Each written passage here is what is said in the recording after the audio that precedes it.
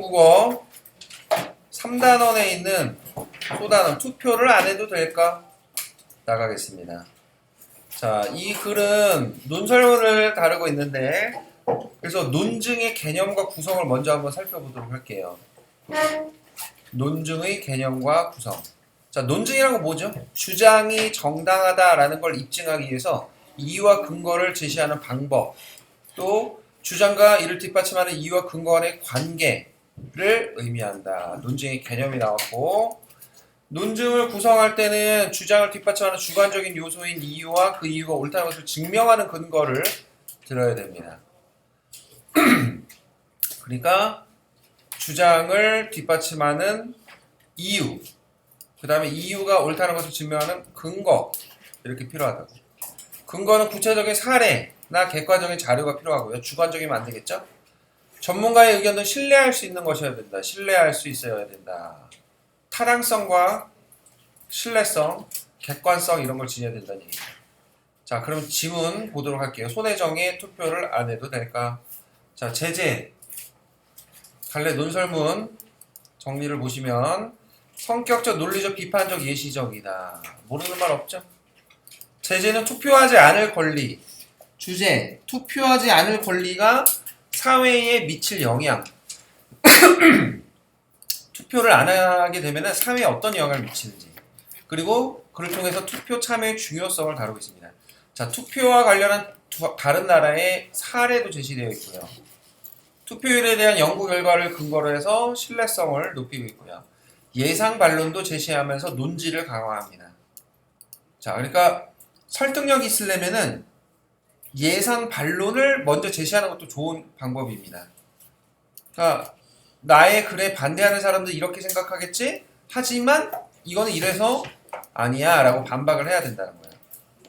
자, 그럼 지문 같이 번갈아서 읽어보도록 하겠습니다. 북고 학생들 서라부터 한 문장씩 번갈아서 읽어볼게요.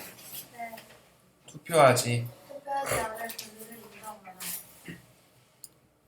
기권이 하나에서 표현하라.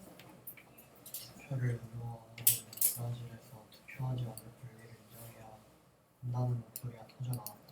투표하지 않을 권리가 있다라고 브라질에서 목소리가 터져나왔대요. 자, 브라질 시민들이 투표하지 않을 권리를 주장하는 사람들은 자신의 의견을 대변해줄 후보가 없을 뿐더러 투표를 해도 바뀔 것이 없기 때문에 투표를 하고 싶지 않다고 얘기한다. 자, 브라질에서는 의무투표제를 시행한다고 합니다. 의무투표제. 근데 이 의무투표제는 투표가 의무라는 거잖아? 근데 투표를 하지 않을 권리도 있다라고 주장을 하는 거죠. 자, 이러한 분위기를 반영하는 브라질 시민 2,844명을 대상으로 이루어진 설문조사에서 의무투표제가 폐지되면 투표에 참여하겠느냐? 라는 질문에 57%가 투표하지 않을 것이라고 답했다. 자, 이 50%가 중요한 거지. 50%를 넘냐 못하느냐에 따라서 찬성과 반대가 갈리는 거야. 그래서 보통 57%는요, 뭐라고 얘기합니까? 과반을 넘었다. 이렇게 이야기하죠. 과반을 넘었다. 자, 만약 의무투표제가 폐지된다면 투표율이 조금 잘 하락할 수 있는 심각한 상황인 것이다. 네. 투표율의 절반 가까이 하락할 수 있다. 뭔 얘기예요? 57%가 투표하지 않을 거라고 했잖아. 그럼 43%만 투표할 거라는 얘기잖아. 네, 투표율의 절반 가까이 하락할 수 있는 거죠.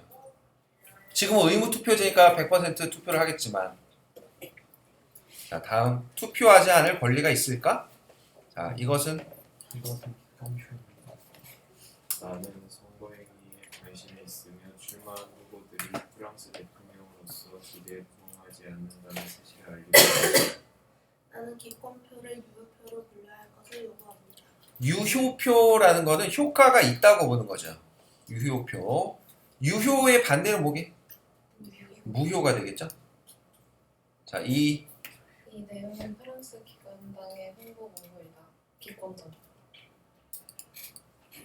기권당에서는 선거에 이미 관심은 있지만 출마한 후보들이 프랑스 대통령으로서 기대에 부응하지 않는다는 의견을 기권표로 표현하자고 이야기합니다.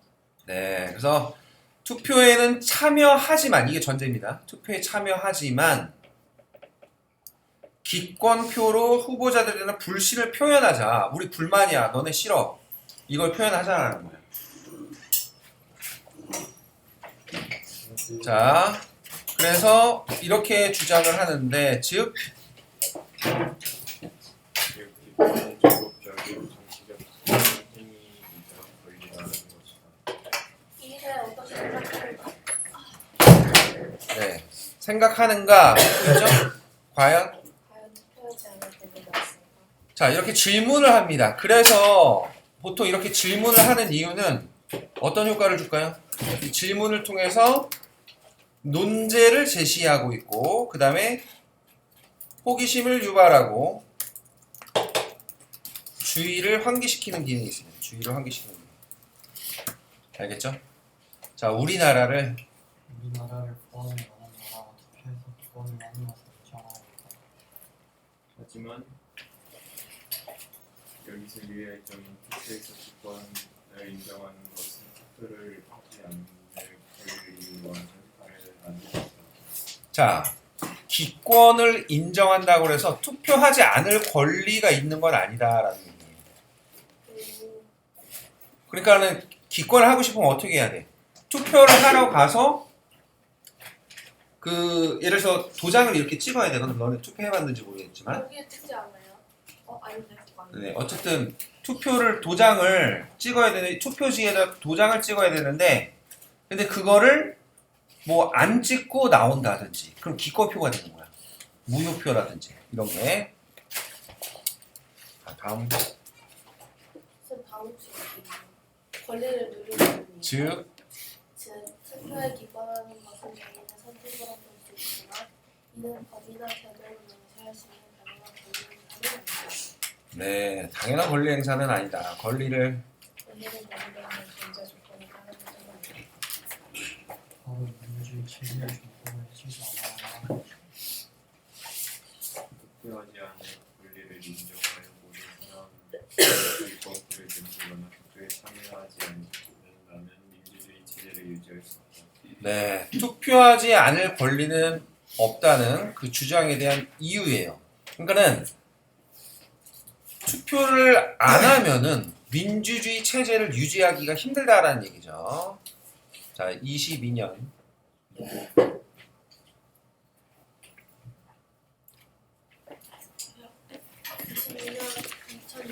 12월 아프리카의 튀니티에서 치러진 총선에 투표 참여율은 11.2%였습니다.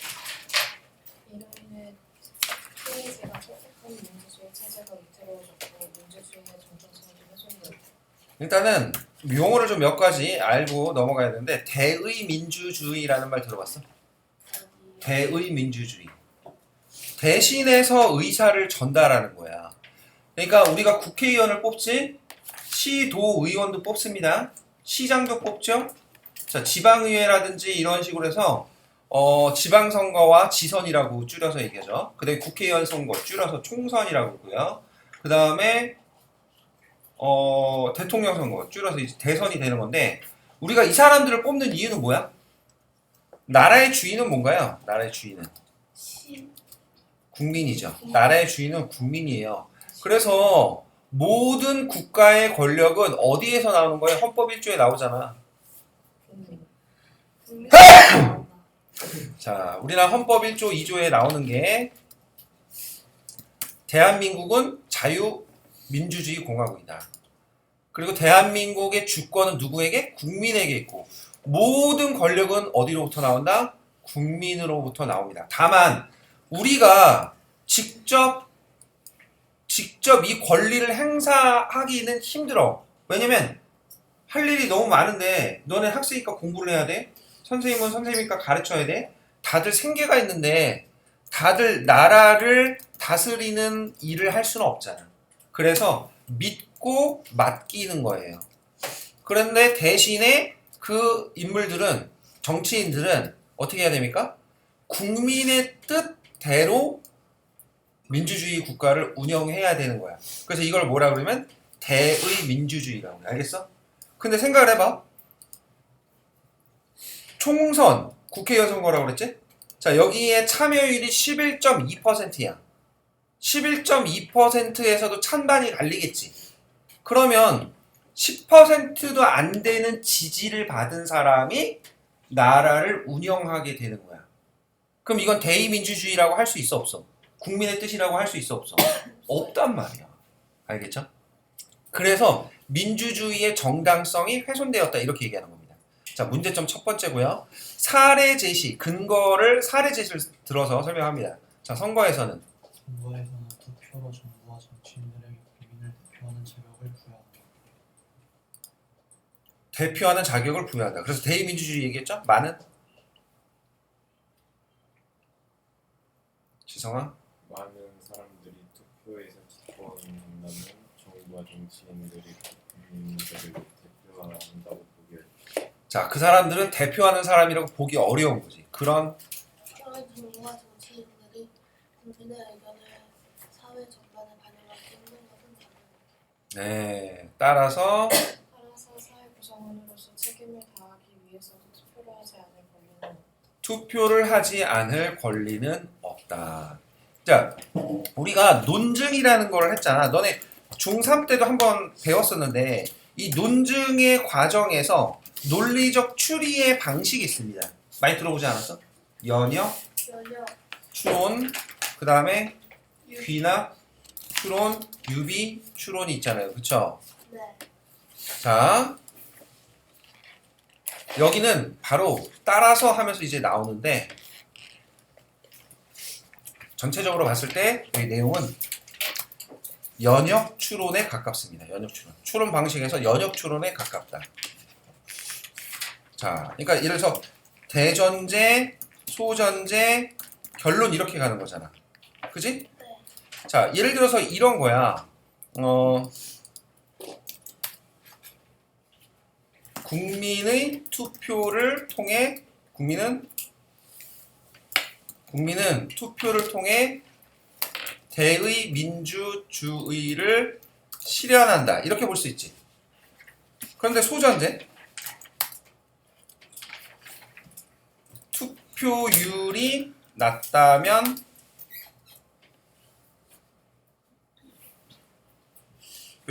이걸로 할까? 뭘로 한다 볼까?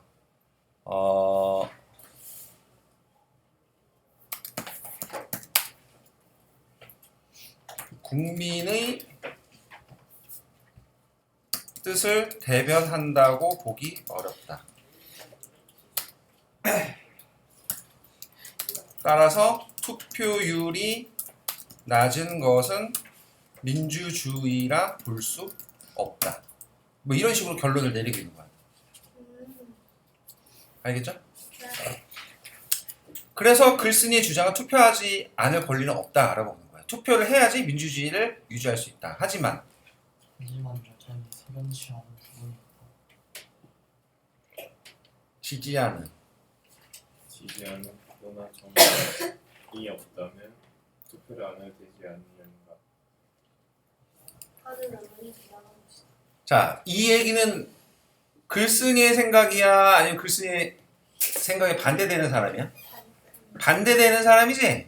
그래서 이런 걸 뭐라 그런다고? 예상 반론이라고.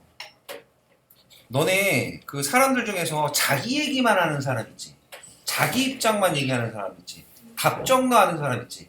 그 사람이랑 대화하면 기분 좋아요? 안 좋아요? 안 좋죠? 그죠? 우리 57분 대통령도 있는데 말이야. 1시간에 57분을 떠듭니다. 자기만 떠들어요. 회의를 하는데 그게 회의야? 자, 아무튼지간에 자기 얘기만 하면 설득력이 떨어지는 거야. 그래서 상대방의 입장을 먼저 제시하고 너 이렇게 얘기할 거지? 근데 이거는 이래 라고 얘기해야지 설득력이 높아진다는 얘기입니다. 알겠죠? 언뜻 들으면 맞는 말처럼 들린다. 마땅한 수고가 없다고 생각하는 사람에게 투표를 하는 것이 무의미하게 느껴질 수 있다. 하지만 기권은 국민과 같다는 것을 알아낸다. 우리는 민주주의 사회에 살아가고 있기 때문에 다수의 의견이 반영된 투표 결과를 따라야 합니다. 자, 다 그 결과에 따라야 된다. 누구도 누구도 지지하지 않는다는 비판을 하고 결국 지지하지 않았던 사람의 통치를 받는 역설적인 상황을 맞게 됩니다. 네. 내가 지지하지 않아 라고 해서 그 사람을 뽑는 투표를 기권을 했어. 근데 이 사람을 지지하는 사람은 뽑았을 거 아니야? 그럼 그 사람이 뽑히겠지. 근데 난 지지하지 않는데 그 사람의 통치를 받아야 되는 거지. 무슨 말인지 이해돼요? 그러니까 나는 이렇게 얘기하는 거야. 아, 나는 윤석열 싫어. 그래서 윤석열을 뽑지 않을 거야. 이재명도 싫어. 그래서 이재명도 뽑지 않을 거야. 라고 했어. 그래서 사람들이 투표를 안 하는 거야. 근데 윤석열 뽑은 사람이 조금 있었던 거지. 결국에는 윤석열이 0.7%로 당선이 됐네? 투표를 안 했더니 어떻게 됐어요? 나는 윤석열의 통치를 받는 상황이 벌어진 거란 말이야. 윤석열이 싫어서 윤석열한테 표를 안 줬을 뿐인데, 네. 결국에는 통치를 받는 역설적 상황이 온다. 알겠죠? 기권은 뭐다? 암묵적 동의다. 너네 왜 그런 것도 있잖아. 그 왕따도 있잖아. 그 아니면 학폭도 있잖아. 가해자가 있고 피해자가 있고 누가 있습니까? 그렇죠. 방관자가 있어요. 잘 보면은 방관자도 하나의 뭘로 볼 수 있는 거야? 가해자로 볼 수 있는 거야. 그렇지 않아? 그런 논리라고 보실 수 있는 거예요. 자, 다음 어차피 누구야? 투표하지 않을 권리는 사실상 없다고 하지만 투표하지 않을 권리를 주장하는 사람들이 하는 말에 귀를 기울이 필요합니다. 투표에 기권하여 하고 싶은 말이 있을 것이기 때문입니다. 그들의 주장에는 어떤 이유가 숨어 있을까? 투표하지 않은 유권자들에 대한 설문조사를 살펴보면 왜 투표를 하지 않았는가라는 질문에 투표를 해도 바뀌는 것이 없어서라는 응답이 가장 높은 비율을 차지했다. 이를 바꿔 말하면 투표를 하지 않는 국민들도 투표를 통해 사회가 변화하고 자신의 삶을 개선하기를 바란다는 것으로 볼 수 있다. 하지만 현실에서는 그 바람은 이루어지지 않았고 그것이 기권이라는 표면적인 얘기가 되는 것이다. 네, 그래서 투표하지 않는 유권자들의 심리에 대해서 설명을 해주는 거예요. 어떻게 보면 글쓰기 전략은 뭐가 있어요? 전략은 역지사지가 들어가 있죠. 역지사지. 입장을 바꿔서 한번 생각을 해보는 거죠. 그리고 지피지기 전략을 쓰고 있다고 볼 수도 있어요. 그래, 그 사람들 그런 마음이겠지 라는 겁니다. 자, 다음. 투표 한 번으로 내가 바라는 세상을 만들 수는 없다. 하지만 확실한 것은 투표를 하지 않으면 세상은 더 나아지지 않는다는 것이다. 심지어 투표에 참여하는 사람들의 의견만 전달되고 반영되어 불평등이 확대될 수 있다. 미국에서 정치학을 연구하는 말러 교수는 투표율이 높은 국가일수록 정부가 적극적으로 사회에 개입하여 소득 불평등을 줄이는 연구 결과를 내놓았다.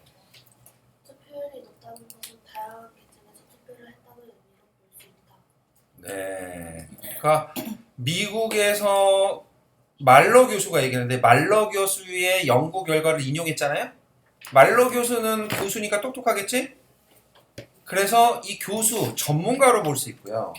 앞에서 봤지만 이 전문가의 견해를 인용함으로써 무슨 성을 높인다?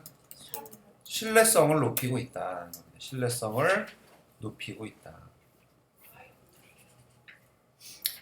아, 근데 있잖아. 이게 진짜 이 선거 되게 중요한데, 여기에다 이제 선생님이 추가적으로 좀 얘기할 거를 좀 몇 가지 얘기할게. 투표는 있지, 어떤 사람을 뽑는 거지? 제일 대통령 선거를 할 거야. 어떤 사람을 투표해야 돼? 제일 적합한 사람. 제일 적합한 사람 또는 제일 좋은 사람을 뽑아도 돼요. 그쵸? 근데 지난 대선에서 문제가 뭐였냐면 이런 말이 유행을 했어. 어대명이라는 말이 유행했어. 어대명. 어대명이 뭐냐면 어차피 대통령 이재명 될 텐데. 왜냐면 이재명의 여론조사가 엄청나게 높았거든. 윤석열보다 훨씬 높았어. 근데도 불구하고 나중에 결론 뚜껑을 까보니까 어떻게 됐냐? 0.7% 차이로 윤석열이 됐어요. 그러니까 사람들은 방심을 했던 걸로 볼 수 있어. 아이 뭐 내가 투표 안 해도 뭐 그거 바뀌겠어. 선생님 주변에도 선생님 또래 중에서도 투표 안 한 사람 꽤 있어.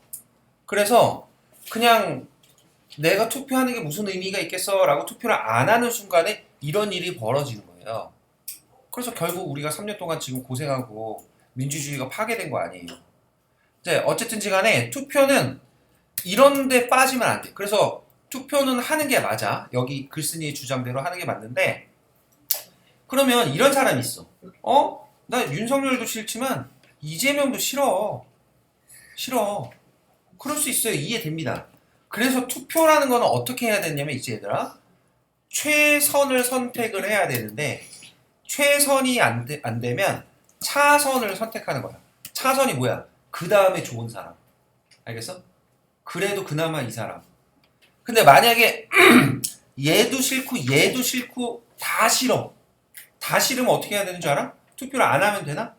그럼 나라가 이상해질 수 있다고 그랬잖아. 민주주의가 안 될 수 있다고 그랬지? 차악을 선택해야 되는 거예요. 차악이 뭐예요? 덜 나쁜 거. 덜 나쁜 놈. 다 나쁜 놈이지만 덜 나쁜 놈을 뽑아야 되는 거야. 그러니까 이 얘기의 결론은 뭐냐? 최선이 안 되면 차선, 차선이 안 되면 차악을 뽑아야 돼. 이 얘기의 결론은 기권하라는 얘기야, 기권하지 말라는 얘기야? 기권하지 말라는 얘기야. 알겠죠? 투표는 그만큼 중요하다는 겁니다. 네, 그리고 투표율이 높다는 것은 다양한 계층에서 투표를 했다. 투표율이 투표율이 높은 국가의 정부는 다양한 계층의 의견을 받아들이기 때문에 일부 계층이 아닌 여러 계층을 위한 정책을 펼치게 된다는 것이다. 네, 그렇다면 그렇다면 우리는 어떻게 해야 할까? 투표를 해도 세상이 바뀌지 않는다고 기권을 선택하기보다 자신의 목소리를 적극적으로 반영하기 위해 투표를 해야 하지 않을까. 해야 하지 않을까라고 묻고 있지만 서리법이죠. 해야 한다는 얘기죠. 서리법을 통해서 투표 참여의 필요성을 강조하는 겁니다. 서리법을 통해서 투표 참여의 필요성을 강조한다. 자, 18세 선거권. 여러분들 고3 되면은 투표할 수 있어요.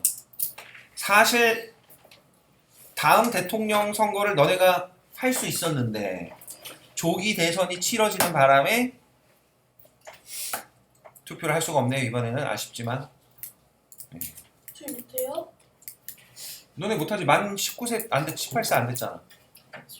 아, 지금요?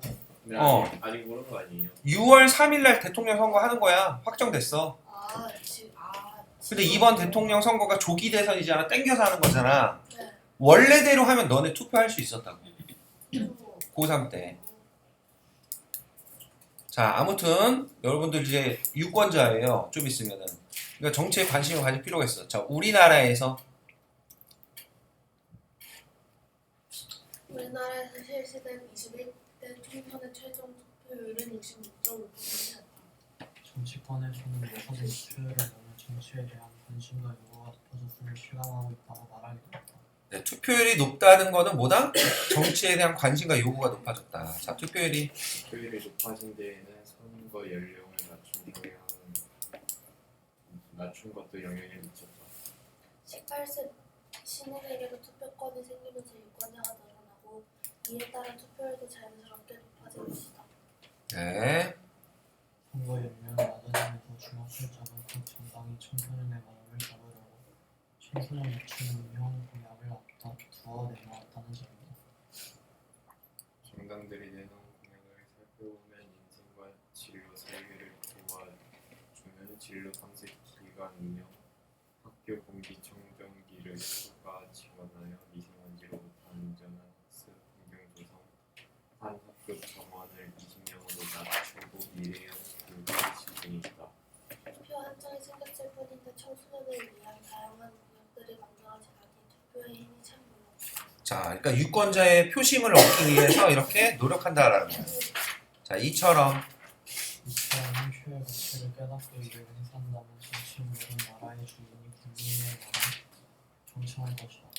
투표의 가치라는 거, 한 표의 가치, 이거 계산을 한 적이 있었거든요. 언제? 한번 선생님 보여드릴게요. 대통령 투표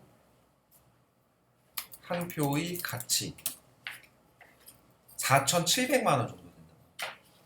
내가 한 표를 주냐 안 주냐에 따라서 나한테 4,700만 원이 오냐 아니면 딴 데 쓰이냐 이런 게 된다라는 거예요. 한 표의 가치가. 알겠어요? 큰 돈이야 작은 돈이야? 큰 돈이야 얘들아. 자 하지만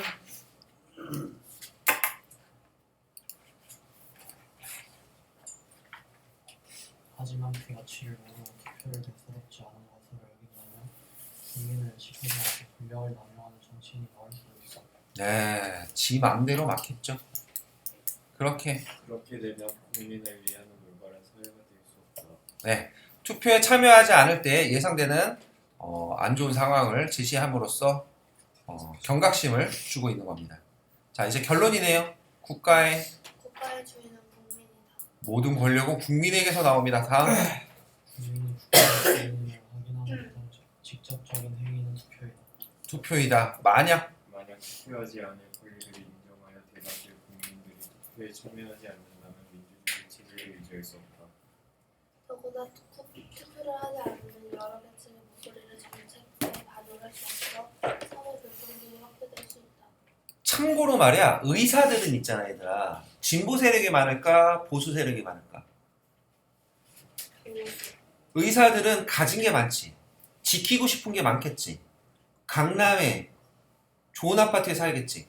그러니까 보수 세력이 많아. 근데 그래서 지난번 대선에서 윤석열을 엄청 지지했을 거예요.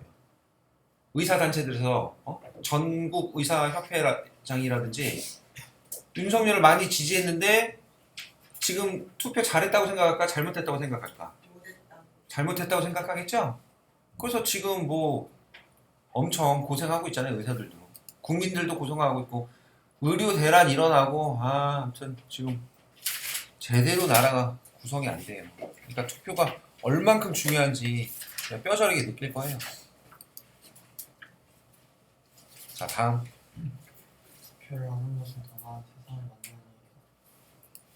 우리가 이러한 투표의 가치를 알고 투표권을 행사하면 세상은 우리의 목소리에 귀를 기울일 수밖에 없다. 이제 투표를 세상을 향해 힘껏 소리쳐. 네, 힘껏 소리쳐보자 라면서 투표 참여를 주장하는 글이 나와 있네요. 자 그래서 지문 같이 보셨고요. 네, 문제 풀어보시면 되겠습니다.